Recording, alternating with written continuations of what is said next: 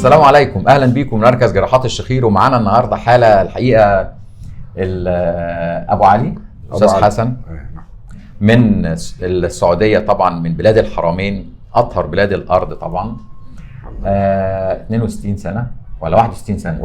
61 سنه، غلطنا في سنه يعني.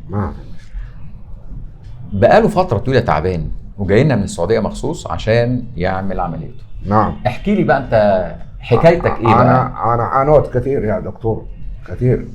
يعني رحت جده، رحت دكاتره كثير. كم سنه؟ يمكن سنتين. أيه. بتروح لدكاتره؟ اروح لدكاتره كثير. ما هو عشان ايه؟ علشان نفس هذا التشخيص، هذا النوم ما فيش نوم الا بالحبوب. كويس. فكثير دكاتره يكشفوا علي كثير، يقول عندك حساسيه، عندك كذا بس. كويس. فانا شفتك في وانت ما كنتش بتنام؟ وما انام مره الا بالحبوب. ولما كنت تنام ايه اللي يجرى؟ وصلحوا لي الفحص حق النوم هذا، وصرفوا لي جهاز السباب. ريحك؟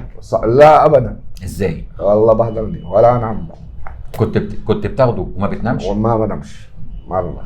كم سنه بتستخدم السباب؟ والله يمكن لي 6 شهور 7 شهور. 6 شهور وارميه انا، والله ما اخذت. وكنت بتاخد اقراص عشان تنام؟ ايوه كثيره عشان تنام. عشان أنا. طيب لو ما كنتش تاخد اقراص تعمل يحصل ايه؟ ما في نوم نهائي. التنفس يتقفل. التنفس قافل. رحت لدكاتره كثيره. كويس. واحد يقول عندك حساسيه، واحد يقول عندك، ما جابوني اي شيء غير كذا. كويس. مره جيت لنا من 3-4 ايام. انا جبت انا من 3 ايام 4. كويس. وعملنا العمليه من 3-4 ايام. نعم، والحمد لله والشكر لله. لسه الدعامه في مناخيرك؟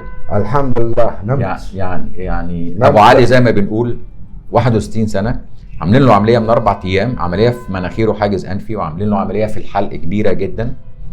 تمام. وجاي النهارده بعد 3-4 ايام عشان نسافر. نعم. قول لي في ال4 ايام دول ايه اللي اتحسن فيك؟ والله انا ارتحت. ازاي؟ انا في النوم بالذات. النوم بتاخد منوم دلوقتي؟ لا ابدا. ولا قراص ولا حاجه؟ لا الحمد لله. الحمد لله. قول لي ارتحت ازاي؟ والله نمت، اصحى وانام واصحى وانام عادي. ما كنتش بتنام كده المنظر ده قبل كده؟ لا ابدا ابدا. ايه تاني اتحسن فيك غير النوم والراحه؟ وحسيت يعني نفسيا ارتحت. نفسيا ارتحت؟ صراحه ما بيها مجامله. مجامله ايه؟ ما فيش مجامله. ايوه ما بيها مجامله، ارتحت والله في النوم الحمد لله الشكر لله. وهتسافر؟ وأنا سافر ان شاء الله الخميس. بعد بكره؟ بعد بكره ان شاء الله.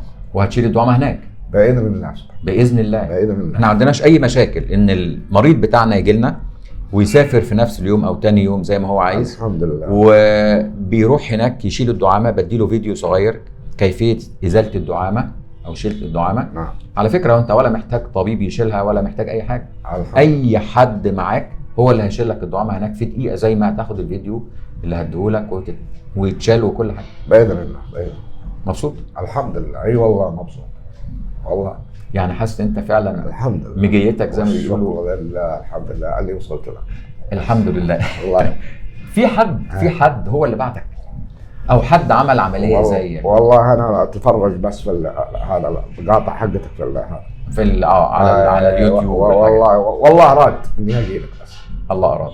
بس ونعم بالله. اراد اجي وترجع بالسلامه بسلامه الله ان شاء الله. طبعا حاجه تبسطنا جدا. الحمد لله. ان عيانينا بيجوا لنا من كل حته في الدنيا. الحمد لله. بيجوا لنا بفضل ربنا، يعني متألمين.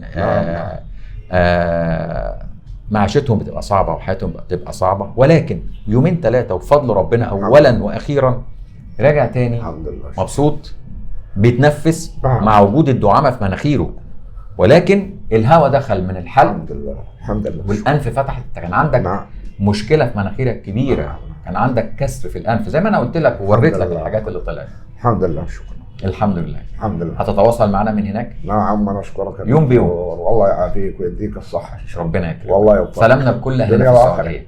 ندعي لك بالدعاء بس. دي اهم حاجه عندي. الله يوفقك. الله يكرمك. هذا يعني فضل من ربنا علينا. الحمد لله. وزي ما بنقول دايما اللهم علمنا ما جهلنا وانفعنا بما علمتنا. تحياتي ودعواتي دكتور هشام ابراهيم. الله يوفقك.